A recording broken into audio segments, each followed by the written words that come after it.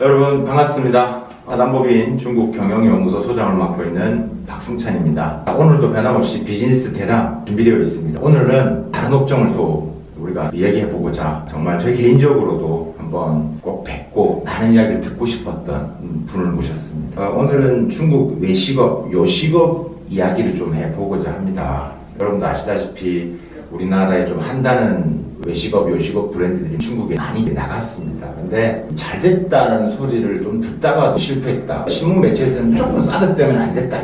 그것만은 아닌데, 그죠? 이걸 제대로 좀 우리가 한번 들여다보고 싶은데, 누구니 제일 잘할까? 한 번 한 번 그 회사에 계시는 보시면 또 자기 브랜드 위주로만 하다 보면 이게 중립적이지 않을 것 같아서 가장 객관적으로 보신 분이 누굴까라고 생각했을 때, 우리 오늘 홍성설 대표님을 모셨는데, 중국의 회사니까 중국 법인에서 가지고 있는 회사잖아요, 그죠? 그러니까 브랜드 디자인 회사를 해오신 홍성철 대표님을 모셨습니다. 일단 대표님 인사 한번 하시죠. 네, 안녕하십니까. 반갑습니다. 저는 2003년 처음으로 북경을 갔고요. 줄곧 북경에서 17년 동안 주로 그 중국의 외식업체 브랜드를 디자인해주는 그런 일을 해왔습니다. 그래서 오늘 제가 그동안 보고 경험한 것들을 사실적으로 좀 이야기를 좀 하고자 합니다. 제가 대표님하고 좀 많은 소통을 해보니까 500~600개 정도의 외식업, 요식업 브랜드들을 컨설팅도 하시고 브랜드 디자인도 하시고 여러 가지를 다 초창기 때 여러분 잘 아시는 파리바게뜨도 하셨고 미스터 피자도 하셨고 그 중에서도 의미가 있는 것은 한국 기업 브랜드도 많이 하셨지만 90%가 중국 로컬 브랜드들을 도와주시면서 네. 사업을 하신 거잖아요. 네, 맞습니다. 정말 대단하신 거거든요. 이런 부분에 있어서의 현장 경험과 우리 기업들이 처음에는 많이 나갔는데 왜 이렇게 잘 안 되고 있는 걸까? 그런 것들을 정말 현장에서 보셨을 거예요. 식업을 하면 뭐 베이커리도 있을 것이고 식당도 있을 것이고 커피숍도 있을 것이고 보시기에 우리 기업들의 요식업, 외식업이든 중국 진출 흐름을 브랜드를 예를 들어서 좀 간단하게 해주시면 좋을 것 같아요. 제가 2003년에 갔고요. 대략적으로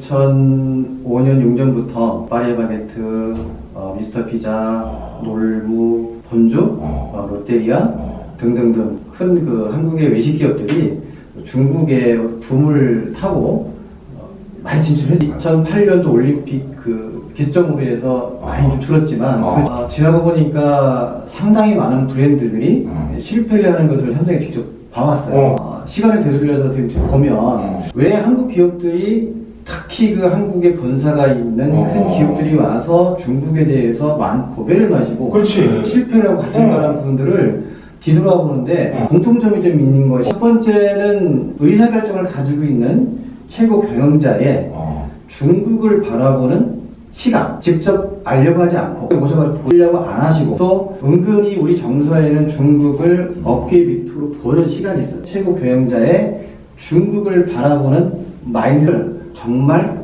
그게 제일 중요하다. 그것이 성패를 좌우하는 기본적인 기준이 되지 않을까. 결국은 한국에 있는 그 본사의 오너가 중국 시장에서 돈은 벌고 싶어 하지만 그렇죠. 중국에 대해서 별로 알고 싶어 하진 않는 것 같아요. 돈은 벌어와라? 네. 뭐 거기에 대해서 뭐 적극적인 뭐 지원도 그렇지만 본인이 의지를 가지고 막 해야 되는데 그런 것들에 대해서는 별로 이렇게 안 되는 것 같다는 부분들인 거죠. 그렇죠. 오너의 마인드가 현재 나가는 주재원들이나 이런 분들이 보고를 하는 일을 가지고 상황 판단하는 것은 대단히 위험하다. 그게 문제인데 몇 가지 있을 텐데 그거를 잘하는 기업은 없나요? 이런 것들은 이야기해도 되니까 잘하는 한국의 대형 베이커리 피사.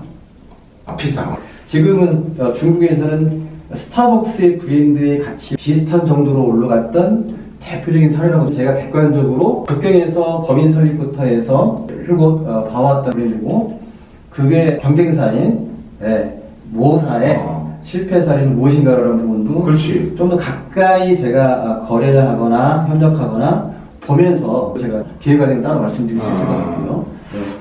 현재는 한국에서 중국으로 진출한 외식 기업체보다는 대체적으로 한국 식당 외식 중에서 현지에서 창업하신 분들이 의외로 성공률이 높습니다. 이유는요? 그 법이든지 소비자 성향이라든지 여러 가지 부분들이 현지에 맞췄기 때문에 성공률이 높다라고 보고요. 근데 한국 기업체들은 한국에서 오너가 어떤 상황들을 보고했을 때 한국식으로 받아들이고 그걸 판단하면 굉장히 큰 리스크가 있고 실패 확률이 높아진다. 그러니까 그런 부분에서 좀 더 오너의 중국에 대한 시각과 그 다음에 바라보는 또 알고 싶어하는 노력이 하면 중국 그렇게 어렵지 않다고 생각합니다. 예.